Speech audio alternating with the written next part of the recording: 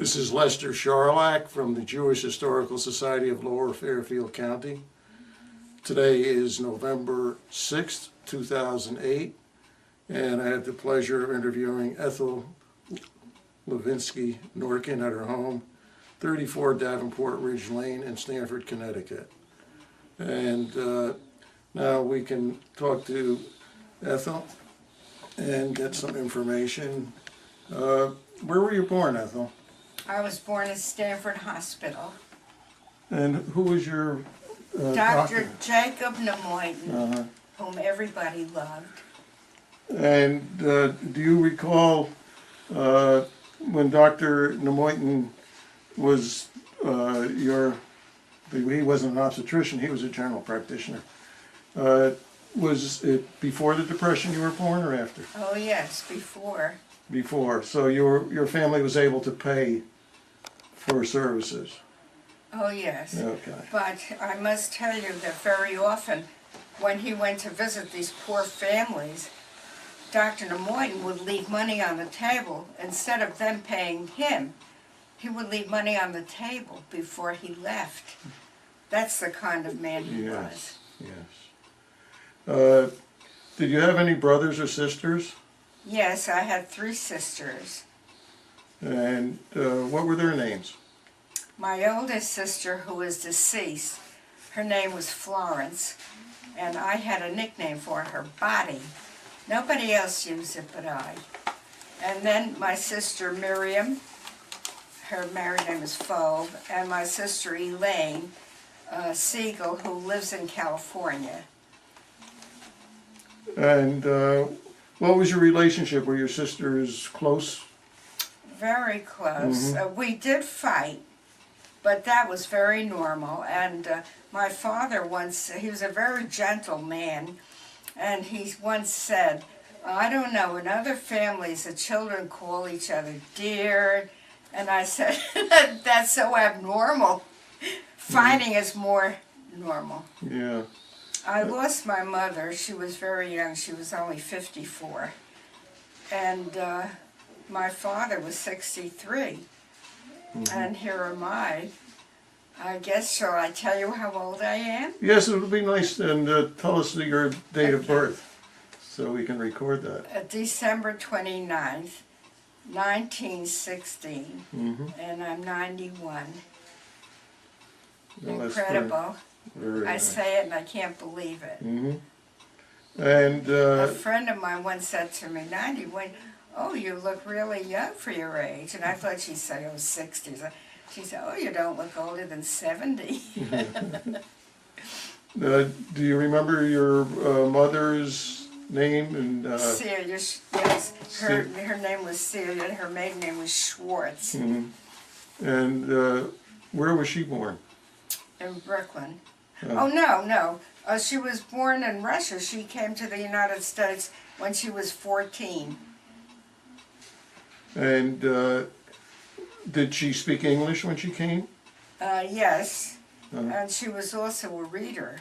All the books I brought home from the library, she would read.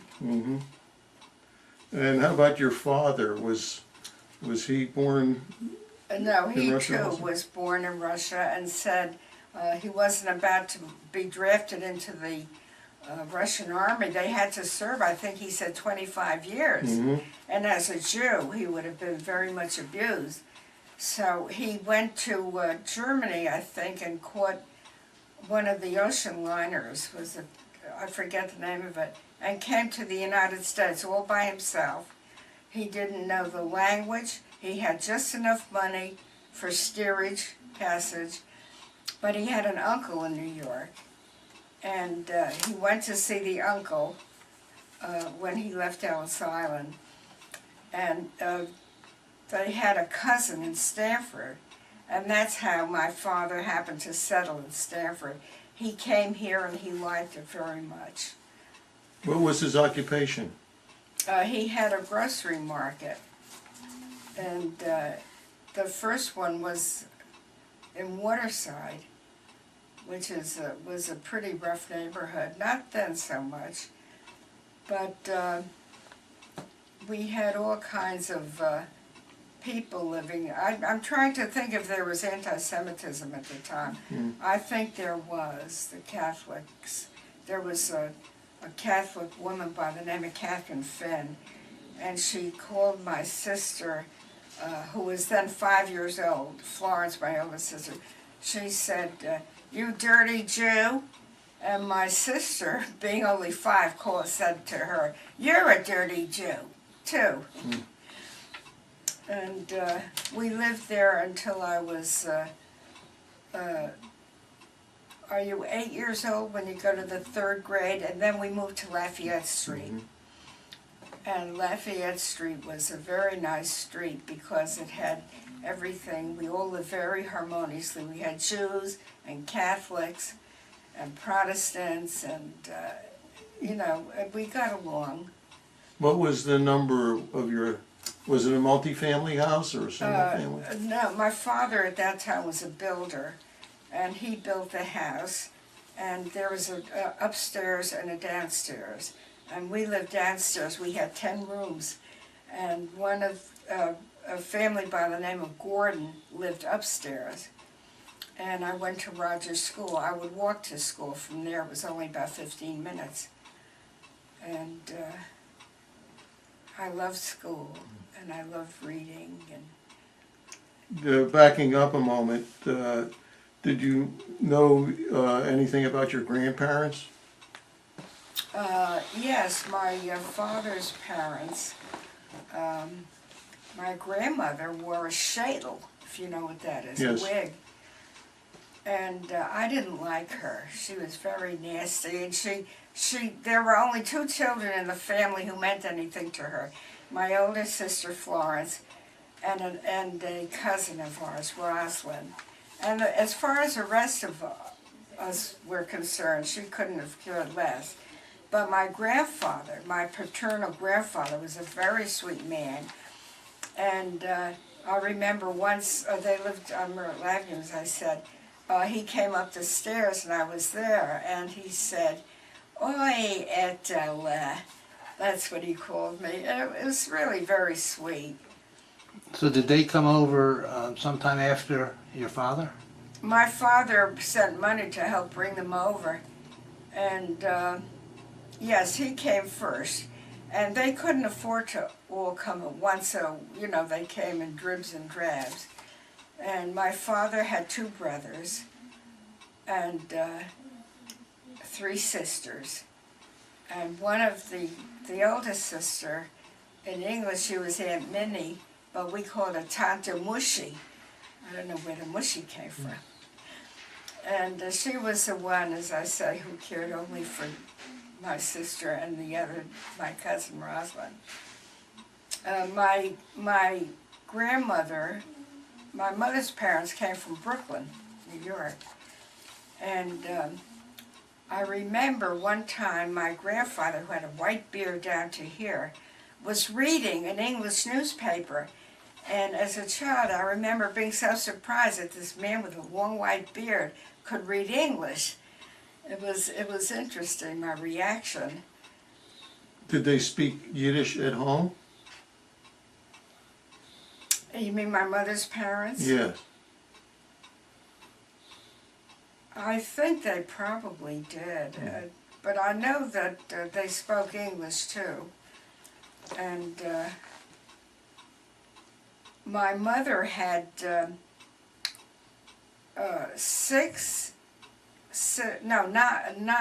8 siblings. She was the oldest. 3 of them had died. Many children died in those days. They didn't have a lot of the medications they have today and so on. So my mother, she was sort of a mother to all her siblings. Her mother was a very cold woman. And my mother's family would come out every weekend to visit us.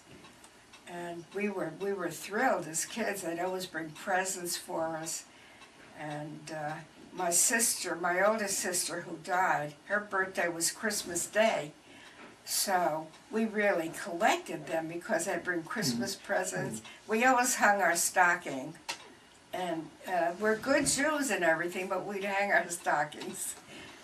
And at that time, there was only, did you want to ask me more questions? You know, we go in the significant people. I was started to say, we only had one shul, an Orthodox shul, Yes. at that time. And then some of the men who went decided they wanted to sit with their wives for service. So that's how Temple Ethel got built. Mm-hmm. And during the High Holy Days, we would all walk from Good Shalom. My grandparents went there, and they always wanted to see us for the holiday. We walked from there to Temple Bethel, and then when I was married, we belonged there because they had a wonderful choir and an organ, and it was just gorgeous. I got my charge out of the music and the hymns, and not from the rabbi's service. And Rabbi Goldman, Alex Goldman, he was our rabbi for 25 years. And he was very boring, but very, very nice. And I really loved him. And once when he started his sermon, the man next to me put his head down on my shoulder and said, "It's time for my nap." And then Rabbi Perlman was there before. Yeah. And how was your relationship with Rabbi Perlman? It was a good one, but everybody resented it. His wife, Edith, never came to services. She'd come for the High Holy Days. She was well, she thought she was a painter. She liked to paint. And I always thought that out of respect for her husband, she should have come to service Friday night. Rabbi Perlman's wife was always there.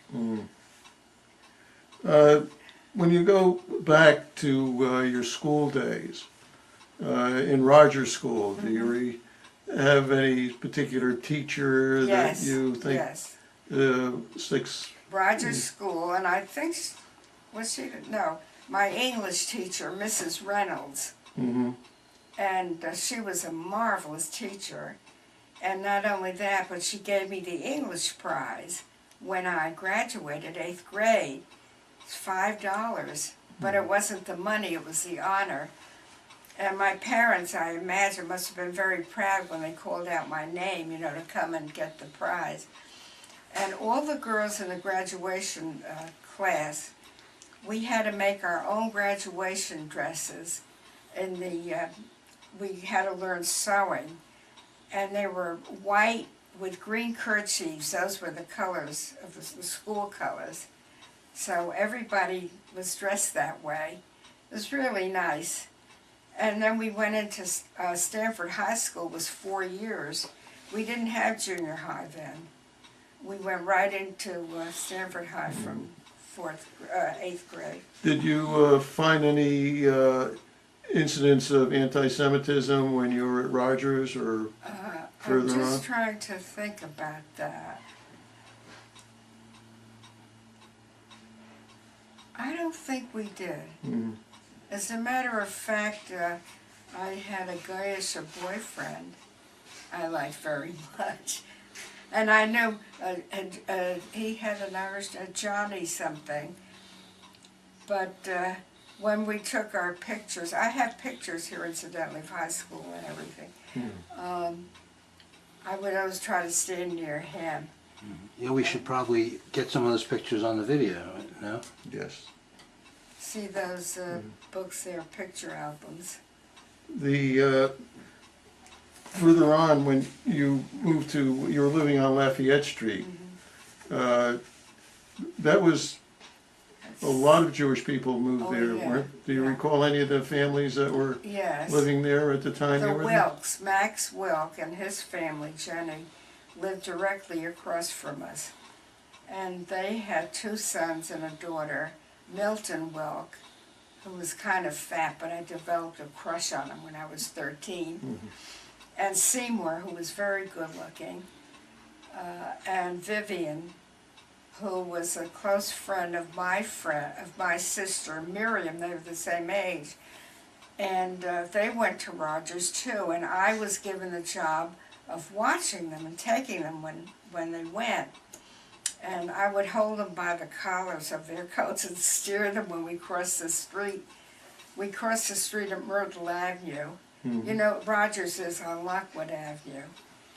And it was a very good school. Today it's a magnet school, whatever that is. Do you know what a magnet school is? Well, Rogers School is actually closing the end of this year. Yeah, yes it is. Yeah. I was sorry to see that because it was a very good school. Yeah, I have fond memories of Rogers School also. Do you? Yeah, I went from kindergarten through ninth grade. Yeah, well, I too. At this time, your dad had the grocery store or became a builder?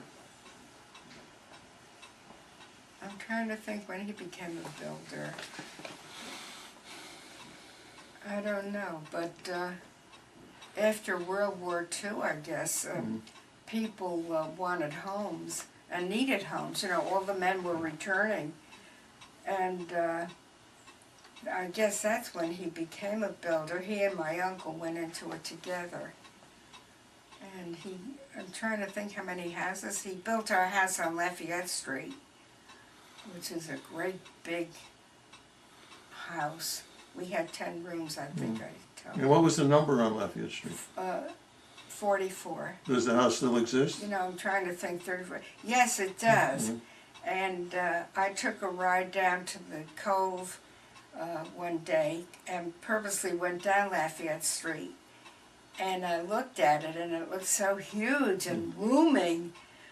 And the houses next door were not so great. But as I said, we had Catholics and Protestants, and we all got along very well, except for this one Catherine Finn in Waterside who called my sister a dirty Jew. When you moved to We Downs had a lot of Avenue, Jewish families on Lafayette Street. you say Yeah. you moved to Chopin to Downs Avenue? Yeah, when I was married. Okay. And what was it like living in Chopin as opposed to Lafayette Street? It must have been a big difference. Well, it was a jump up, I guess, Yes. socially. And Downs Avenue, though, was, for me, it was kind of a treacherous place because my daughter Constance, my family called her Connie Cupcake as a little girl, and some of them still do. She's now 52 years old.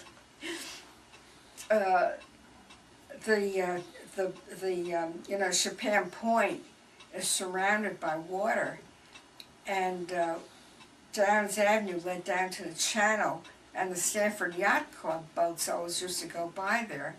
And my daughter loved the water, and one day she was, I don't know how old she was, about 4, and I called her, Connie, you know, breakfast is ready, get up. No answer. And I said, oh my God, and I ran down toward the water. And she had started out for the water, but I had a neighbor, Ethel and Norman Lenchek. Does that ring a bell to you? They lived further down on the street. And when Ethel saw her walking down, she knew she was headed for the water, so she stopped her and took her into her yard. She had a fenced-in yard. And after that, it was great. We would always, I'd put Connie in the carriage, we'd walk down and sit in Ethel's yard. The only thing wrong with that, she had 2 children, Barbara Lenchek and Chucky. And Chucky would take a big stick, a twig like this long, and he'd always go for Connie's eyes. Yeah. He was such a pain in the neck. Or penny eye. But other than that, you know, it was very pleasant. And Jane Ames lived on the street. Her husband was the, what was his name? Morgan Ames. He was an attorney with Cummings and Lockwood, if you remember. Yes, I do. Yeah.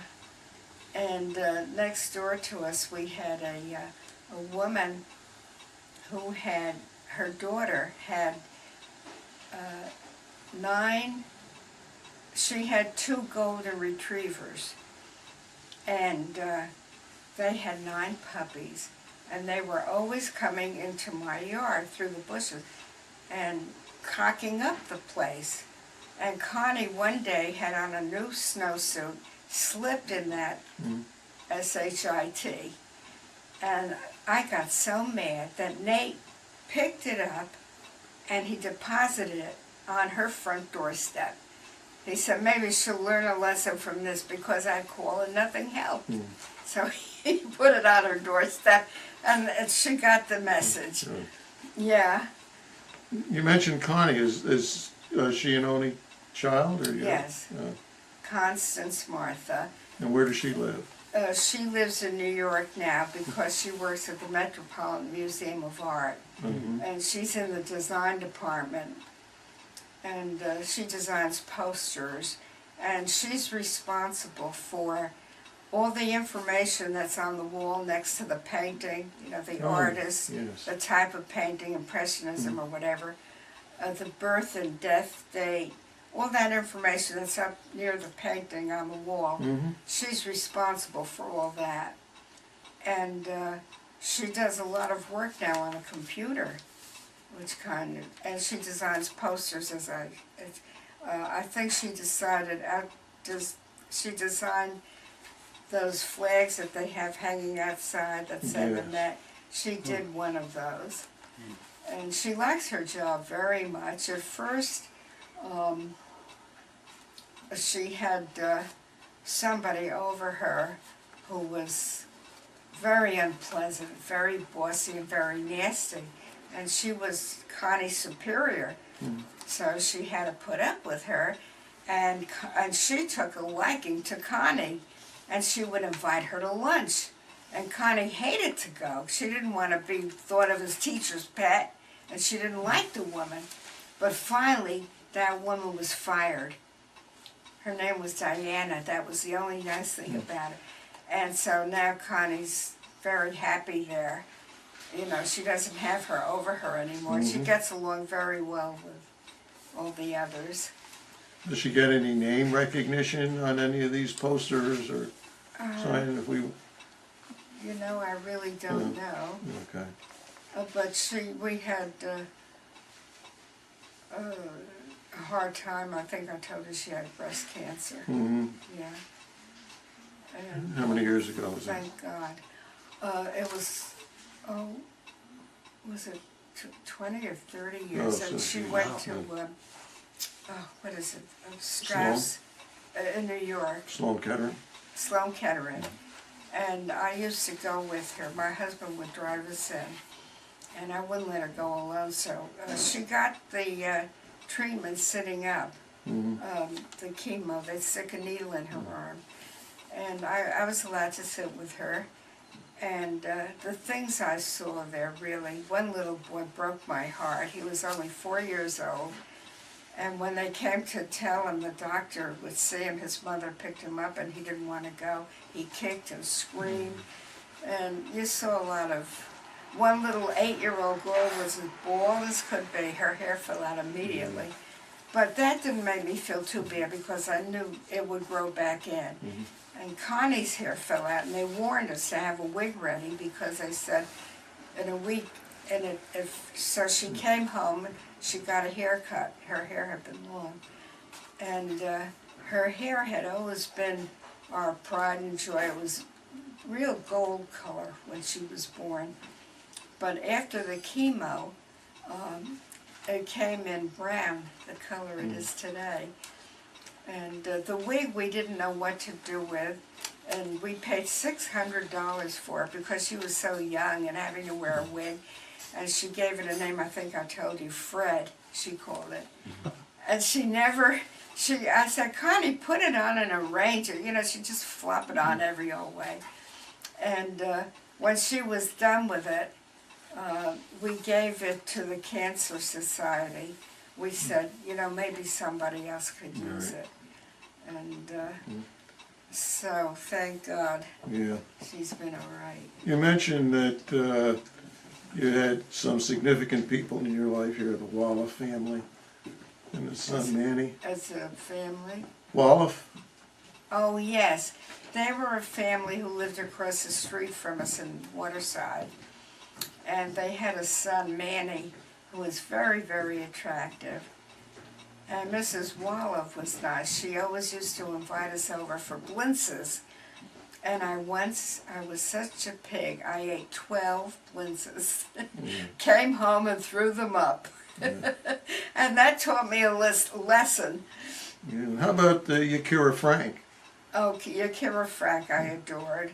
I couldn't go to college when I graduated from high school because we were in the midst of a bad depression and my father couldn't afford to send me.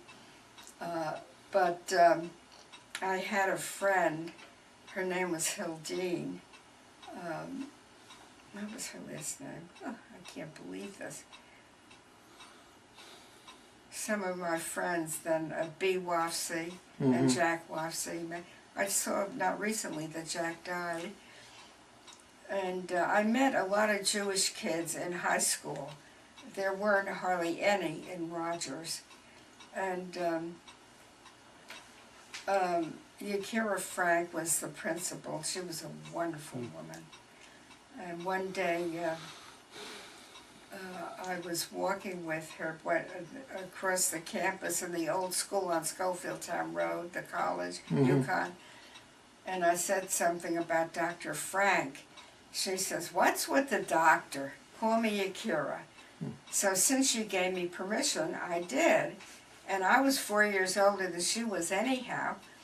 And my friend, Teddy Koch, whom I met in college, who was a very close friend, never could bring herself to call Dr. Frank Yakira. She always called her Yakira. And, well, as I say, I went into high school from Rogers. Yeah, so when did you actually go to college? I got there when I was, 22. I think I told you I went to work, that I inherited this job from my friend, Hildine Spellman. No, we didn't talk about that. Well, I couldn't afford to go. And I worked for $12 a week, a 40-hour week, for this Italian guy. His name was Genovese. And he had a pants factory. They would send the pants cut down from New York, and the factory, they would sew them together. Where was the factory? The factory was across the street from Dr. Moyton's office on West Main Street. And I used to walk to work every morning, and I hated to go to work. I just hated it. I was never good at arithmetic, how to do payroll. But this friend of mine, Hildine, worked there, and she showed me how to do it. And Mr. Genovese, he would come in, and once he stood in back of me, he let out a yell. And I jumped, and he felt bad afterwards, you know. He was a bastard. He had a teacher, Lenore, who was a school teacher in Stanford. And as I say, they put the pants together in the factory, and I would go and hand out the pay envelopes to all the workers. And I met this woman, her name was Nina, who was a refugee from Hitler's Europe. And we became friends. I frightened her because while I was in the factory passing out the pay envelopes, I said to her, "Are you Jewish?" And she might have thought I was anti-Semitic or, you know, I was another Hitler. She jumped, and I said to her, "That's okay, I'm Jewish too."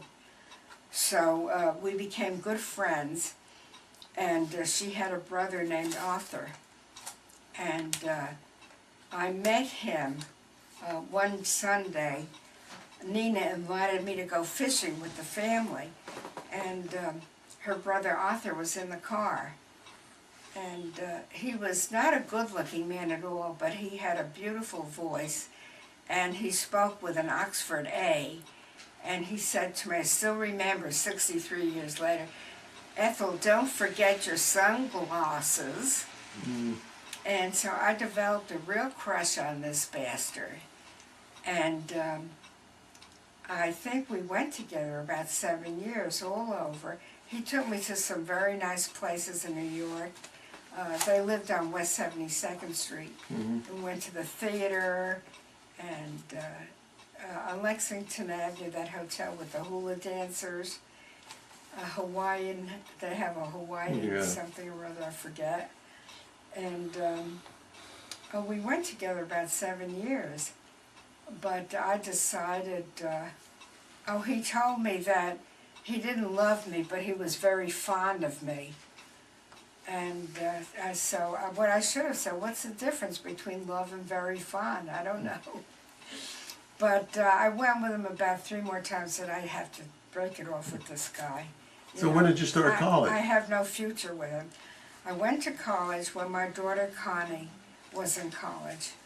She had signed up for a summer course in anthropology. And she decided to forego it because she got a job, a summer job. And she was working all day. She didn't get home till 6 o'clock at night. And the classes were 2.5-hour evening lectures. And UConn at that time was over here on Schofield Avenue Road. So when I had an 8 o'clock class, it was very convenient. You know, I'd roll right out of bed and into class. And aside from Yakira Frank, who was a marvelous teacher, there was another one who was absolutely superb. I have his picture in my kitchen. His name was Gary Storhoff. I don't know if you remember Gary Storhoff at all. He would lecture for about 10 minutes, and then he would tell whoever had the answer to raise their hand. When you raise your hand, he would call on you, tell you to stand up, and tell him what you had to say. He'd ask a question, you know, and you would answer it. And then after about 10 minutes or so, he'd tell you to sit down. He'd lecture again for another 10 minutes, throw out another question, and again call on somebody. Everybody raise their hand, you know. And so he was a marvelous, marvelous teacher. Excellent. And what about Harriet Lotstein? Yeah, Harriet Lotstein. She was my first little friend. On Lafayette Street, the Lotstein family lived across the street from us. And my father came in one day and he said to me, he says, Mama, which he always called us with an endearment name, you know. He said, there's a nice little girl across the street for you to play with. And it turned out to be Harriet.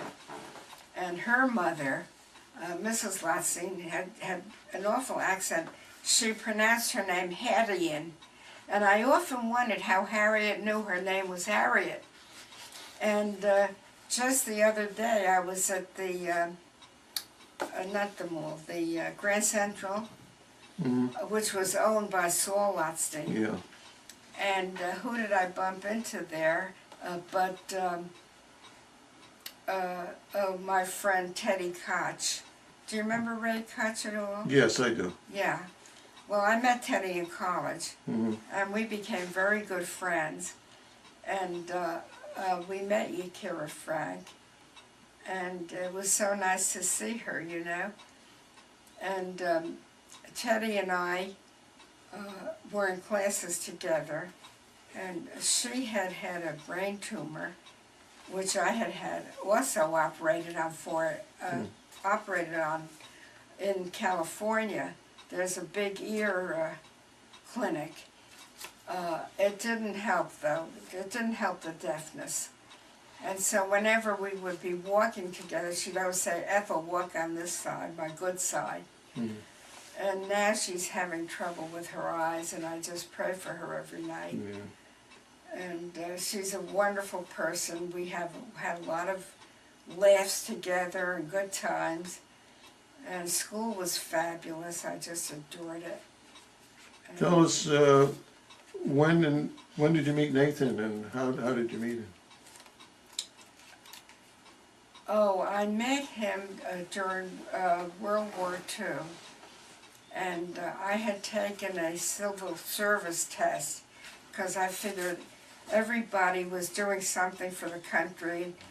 I wanted to do something too, aside from which all the guys, I'd meet a guy and immediately 2 minutes later he was in the Army. And that happened with Nate, but I got I was sent to Windsor Locks. Today that's Bradley Field, when I took the civil service. And there I met a cousin of his, Irma Avrock. And she introduced me to Nate because she said, I told her I was from Stanford, and she knew Vivian and Max Lowy. Did you know the Lowys? Max and her name was Vivian Brown. And when she heard I was friends of the Lowys, she said, "Oh, you have to meet my cousin." This woman who worked with me. You have to meet my cousin because he was a friend of Max Lowy in college. And Nate met Max and Vivian at UConn, and he worked his way through, Nate did. He had $500. That was enough to put down a deposit on the tuition. And then he got a job during school, mowing the lawns, you know, like Forrest Gump. Mm-hmm. He would mow the lawns and work on the grounds all summer long. And with that, he went through, and he did very well in school. And when he came out, he thought he would like to be an accountant. But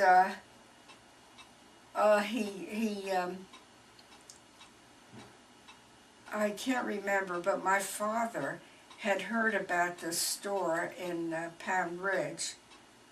You know, the store they have now. And my father at that time worked for Krasny in New York. I forget the name, Krasdale Foods. And when he heard there was a store going for sale or something like that, he went up to look at it. And Nate had been in the Army, and as I say, he went in 1 month after I met him, and our whole knowing each other was correspondence pretty much, because he was in the European theater. And he didn't get home till 6 months after the war, because he was an officer, he was a captain. And they sent home all the enlisted men first. So he was one of the last to come. And when he came home, I had always seen him in uniform. And you know, it lends a certain glamour to a person. And the first time he came to Stanford to see me, he was wearing civilian clothes. And he didn't look that glamorous at all, you know. I was kind of disappointed. You mentioned here that you try to enlist in the WACs. Oh, yes, because somebody I knew did. Mm-hmm. But I guess they turned me down. Oh, we went to Atlantic City. They had a lot of the troops stationed there. And I went with this woman who was a WAC. And we had a good time there, you know, with all the guys, all the soldiers. In Atlantic City, they use the hotels to station the ones on leave, so on and so forth. But I met Nate, as I say, just before he was taken into the Army. And we've been married 65 years now. And how long after he got out of the Army was it that you got married? Oh, not for a year, I don't think. When he came out, he had to look for a job. And my father had heard about the store in Pound Ridge and brought him up there. And as I say, he planned to be an accountant. He knew as much about running a grocery store as I did. But he had a brother, Dave. And Nate and Dave had traveled across Europe parallel. Never could get together. They were both, he was in the infantry, Dave, and Nate was with the engineers. Mm-hmm. And he said that his chief danger was snipers and mines, because he didn't have time to go, you know, with a mine detector one by one. He said he would get in his half-track and just ride over it like that, and if he didn't blow up, it was, when I heard that, I said, oh my God! Mm-hmm. So he came home and was one of the last to be discharged because they, as I say, the enlisted men were discharged first. And that's where in the Army he met this guy from Texas, Tillman. He was from Texas. And he and Nate were both traveled side by side in a half-track, you know, with mine detectors. Mm-hmm. And Tillman, when he came home, they kept in touch. And he has a son, Tillman. His wife, Doris, when we traveled cross-country to California, where my baby sister lives, she had blintzes for us for lunch, because she figured that's a Jewish dish and we might enjoy it. It's a very sweet lady. You're talking about Tillman's wife? Huh? Tillman's wife? Tillman's wife, Doris, yes. And Tillman and they kept in touch. And he's, as I said, we wanted to go visit him, but he's very frail now. Mm. And so Connie met his son, David, and they're getting married. Isn't that, like they say, fate, life is stranger than fiction. It's a cliche, but it's true. 65 years ago, their fathers fought together in Europe in World War II. And now, 65 years later, Connie's marrying his son, David. He's a very nice guy. This is your daughter, Connie. My daughter, Connie, yeah. And he had been married before, and he was divorced. And he had a daughter, and it was a friendly divorce. And his wife was a Texas heiress with oil. Mm-hmm. And so she didn't ask for any alimony. She didn't want it. She didn't need it. So he had a son and a daughter.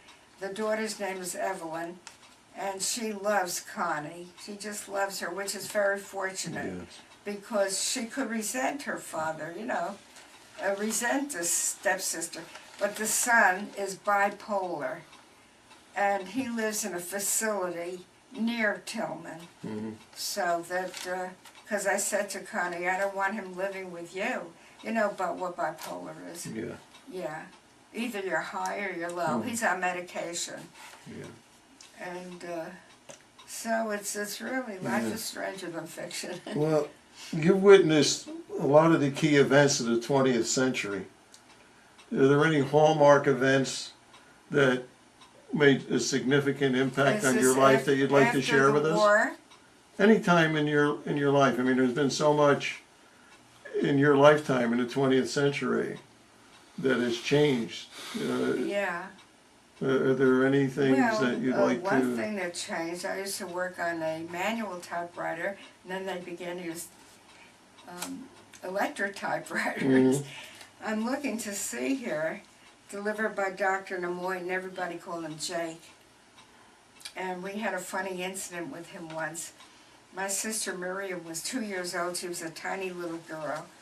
Doctor had come to the house. In those days, doctors came to the house. He would walk in and say, "Where's the patient?" And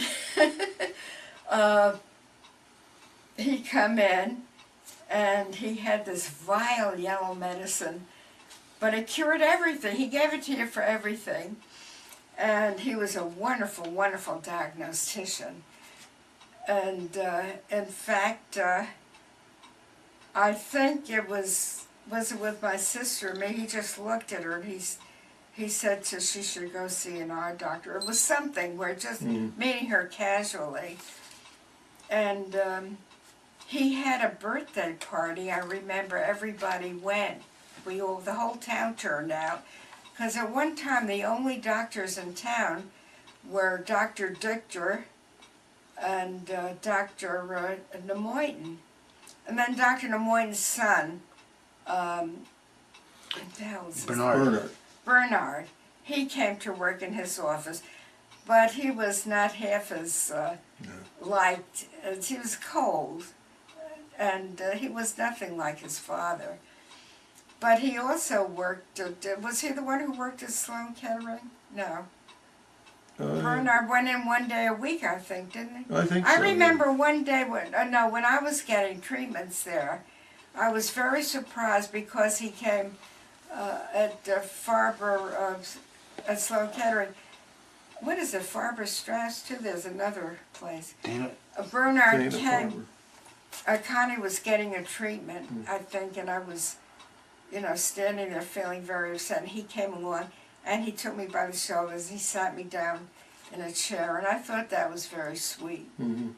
Yeah. His mother, Mrs. Nemoyne, was a cold one. She sent out all the bills. Because the doctor never, I told you, he would leave money on the table when he left the house instead of these poor families paying him. Not like today. Before I even, Dr. Bob Plansky is my doctor. Maybe I shouldn't say this, I hope he doesn't see this. But before you go in the waiting room, they tell you $25. And Bob and I was his very first patient in Stanford. So we're on a first name basis. And I figure if he can call me Ethel, I can call him Bob. And we're very, I guess we're good friends. And we were eating out, we went out for pizza, and he was sitting across from us. And the pizza place on Harrods Road. And his wife was with him. I assume it was his wife. And I always thought he'd have a very good-looking, thin, handsome wife for some reason. He's a rich doctor. But she was a very, very chubby woman, fat. But she seemed to have a very pleasant, nice face. And as I say, the two doctors in town were Dr. Dichter. And then I worked, after I got out of, I worked for Dr. Irving Dichter. And everybody loved him. Yeah. He was a sweetheart. If there were no patients around, my desk was, I was a receptionist, my desk was in the waiting room. And there was a couch there. And he didn't stay in his office or the examining room. He would come out, plunk himself down on the couch, and he'd say, "Well, Eth, what's new?" And we sit and talk. We talked about everything. He was a sweetheart. And his sister Shirley Diamond, do you remember Shirley? Sure do. She married a guy from Israel and went to live there. Yeah. So, and at one time, I knew everybody in Stanford, every Jew. And we had the one shul, everybody went there. And now we have, how many? We have Temple Sinai, Temple Bethel, Conservative, Sinai's Reform. Temple We Israel. have some Reconstructionist groups. Have Havarah. Yeah, the Havarah. And Rabbi Emily Korzenik. Yeah. My nephew was bar mitzvah by her.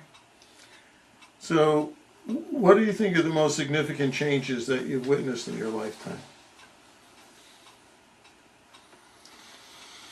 Oh, boy. Let me look and see if I have it mentioned here. Let's see. Oh, there are a lot of them, of course. Integration, blacks and whites and that whole business. Oh, the Yale in town was the, only about 50,000 people. And the Yale in town manufactured locks and keys. It was the main industry in Stanford. And then Fairfield Avenue. You know where Fairfield Avenue is above Waterside? A lot of factories and stuff came in, and Clairol, I think, was there. I worked for Clairol, and my sister got me that job. She worked for them. It was nice. I would get hair dyes. At that time, I dyed my hair, and I didn't start getting gray until I was about 52, which is kind of young. I had a friend, Carol Whitty, Do you remember Martin Whitty? He built up the whole mall and half of Stanford. They lived in Old Greenwich. He was a builder. Yes, I do. Martin. He died. He was very young. He was only 63 when he died. And his wife Carol had white hair that was gorgeous. They lived across the street from us on Downs Avenue. And one day there was a knock on my door, and there's this woman.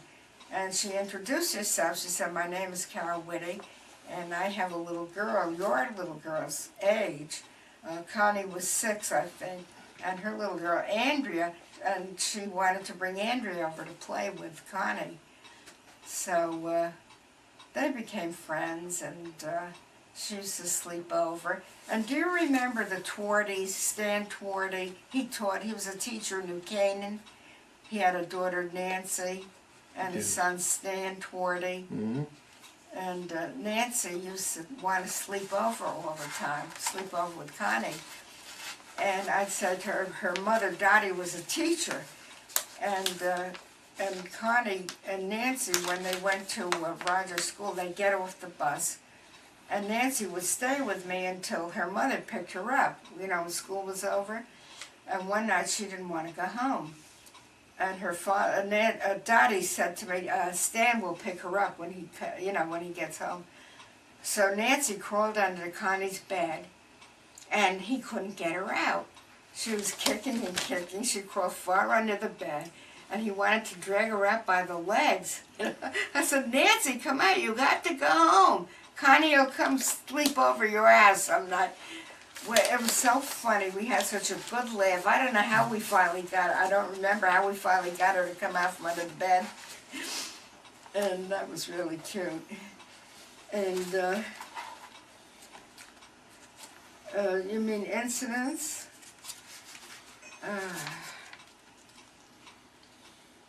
Well, the Battle of the Bulge, World War II. That was a very significant time, of course, and Hitler was the most evil man in the world. He had to go.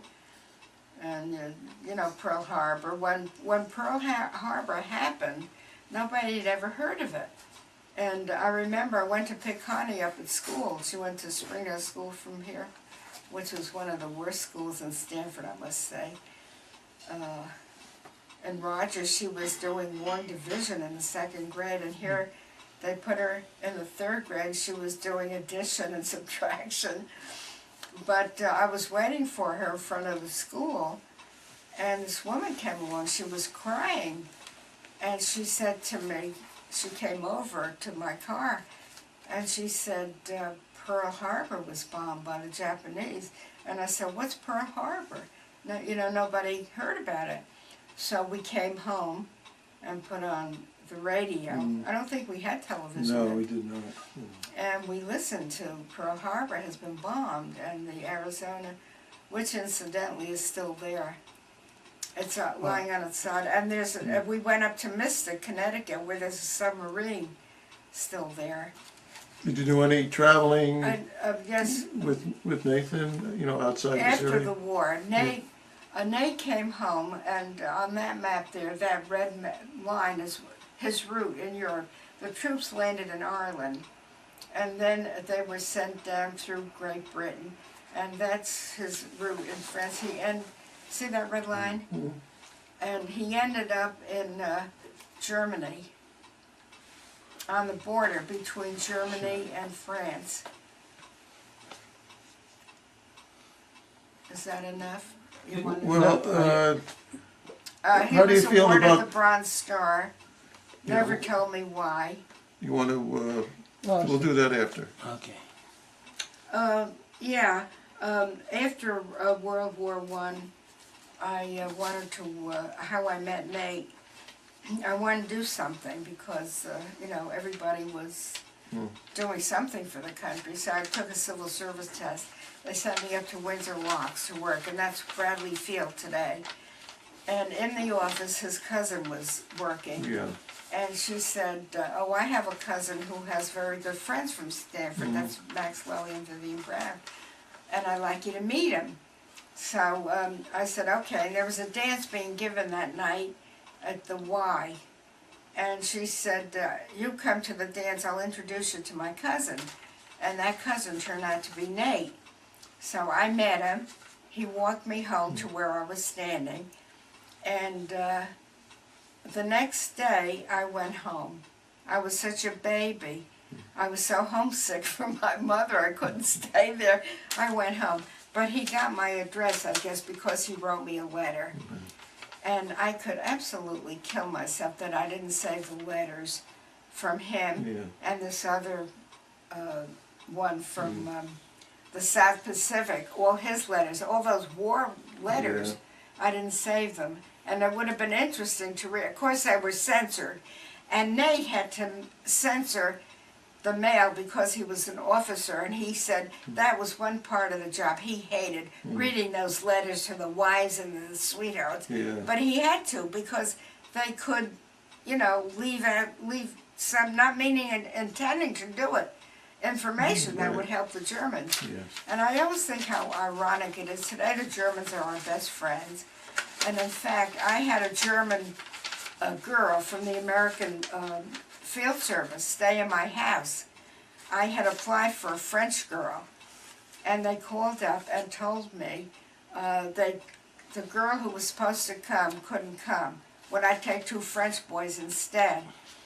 And I didn't think that was a good idea with a girl in the house, you know, to have 2 French boys. It was stupid, I guess. But I said I'd take a girl. So they called me up about 7 o'clock at night and said, the girl is here, but she's from Germany, so I don't know if you're going to want her. And at first I thought, I don't want a German in my house, a Nazi, you know, so on and so. Then I said, no, let her come. Let her see what Jews look like and what we're like, that we don't have horns. So we went to the station to pick her up, where they dropped her off. She came in, it was 2 o'clock in the morning because they were late. The American Field Service brought her. And I see this little girl, and she has blonde hair, and it's in her eye. Oh, they told me to go home, that they would deliver her. So 2 o'clock in the morning, I go to the door, she comes in. Her hair's in her eyes, and she's stumbling. She's so exhausted. So I put her right to bed. I even tucked her in, and I said, she's a German, but she's just a kid. And the next day, when she got up, I gave her breakfast. She called it porridge. We had oatmeal. And I said, Christina, and I said to myself, hold on to your hat, lady, you're in for a shock. I said, you know, we're Jews. Well, her eyes lit up. She was thrilled. She never met a Jew before. And I don't know if she thought we had horns or what. So I gave her a whole education about what Jews were like. And, you know, the whole story, it was wonderful. And by the time she left, I took her to school. They went to school here to learn about America and Americans, what it was all about, the democracy and all that. So I'd take her to school every morning, and then I'd pick her up around lunchtime, bring her home. We'd have lunch. I'd give her corned beef and gefilte fish and all kinds of Jewish stuff. And it was an education. And when we left, she didn't feel like going home. Her town that she came from was Alba Cremuda, something like that. And it bordered right on France. And when she left, she said that she would write, and she took her address. And but Connie at that time was a counselor at camp, and she didn't have time to write letters. You know, she'd leave the house at 8:30 in the morning. The Sharlach, do you remember the Sharlagas? Yes. Carl he had an awful crush on Connie. He wanted to marry her. But she didn't care for him. He was too respectable, you know, he never even tried to kiss her or anything. And so he would pick her up every morning, and Joel too. Joel was a nice guy. And they would go to Camp Playland, where they were counselors. And then they'd bring her home around 4 o'clock. And what's her name? Christina would come home. And she stayed with us a month. And then when she left to go home, you know, she hugged us and kissed us and said she would write and everything. And Connie never bothered to write to her, but I did. And we had a correspondence going until one day Germany came home. Connie came home and said she's going to Germany. I didn't like the idea at all. I said, I don't want you to go. But this guy that she was going with, he was, I forget the reason he went. It had something to do with college or something. And the American Field Service, I don't know. So Connie went. And Christina, I think, oh yeah, Christina didn't meet her there. She was supposed to meet her, but said that she was teaching school and she was too busy. And so I stopped writing to her. I'm not carrying on a correspondence with her. The hell mit her, like my mother-in-law said. What am I writing with her for? If Connie's not writing, she's the same age and all. Yeah. So we cut it out. How many years ago was that? Do you have any idea what year it was that Christina stayed with you? I think she was 18. Oh. And today's, well, I'm 65. Wait a minute, I'm 91. What year was it? It is approximately. Well, it had to do with World War II. Okay. Yeah. So it was in the early 40s. Yeah. Yeah. How old was Connie at the time? That was a shock, World War, Pearl Harbor. So we're getting near the winding up the interview. We want to go over your papers, see if there's any significant things that we may have overlooked. Oh, well, one thing that affected us, I lost a very beloved cousin in the Battle of the Bulge from Brooklyn.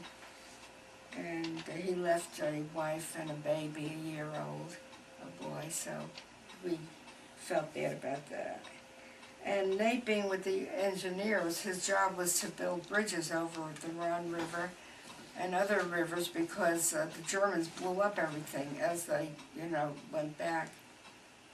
And he did that, and he laid new airfields. He said they had barbed wire rolls, and they would lay an airfield like in 24 hours. And I can't remember what else he did. Build bridges and other rivers that the Germans destroyed as they withdrew. Oh yeah, they rebuilt the airfield so that they could bring in men, soldiers, food, and ammunition. And you want anything else? Well, They never did tell me what he did to earn that Bronze Star. well, maybe it's time to ask him. Huh? And Connie adored her father. In fact, once we were all sitting in this room in the den, and she said to me, "You go in the kitchen." And I said, "All right, I'll go. That's my natural habitat anyhow."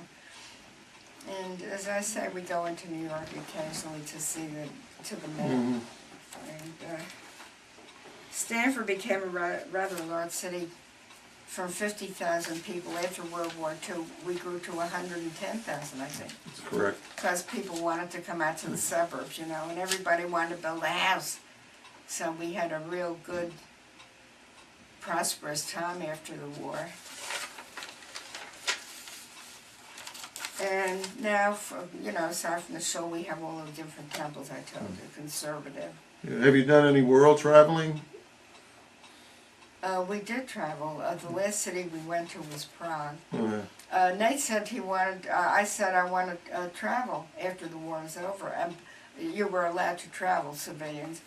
And he says, I said, I want to go to Europe. And he said, I've been to Europe. Yeah. I said, yeah, but I have. So we did go, and we had a wonderful time. And we traveled first to Israel, which was thrilling.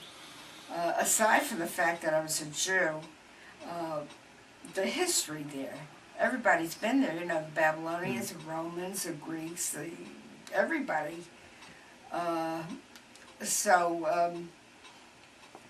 Nate had a cousin there, and she was wonderful. She had dinner ready for us. We ate out on the porch in Israel, and we visited all the historic spots, Rachel's tomb.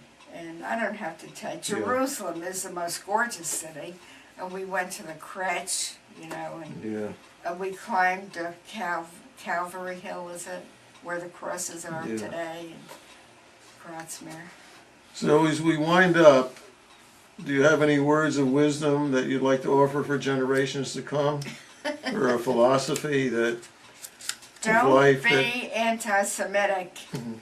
And, let's see.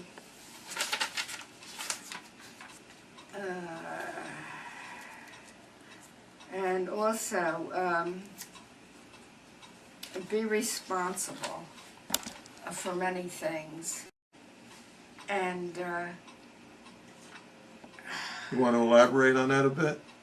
be responsible. Yeah.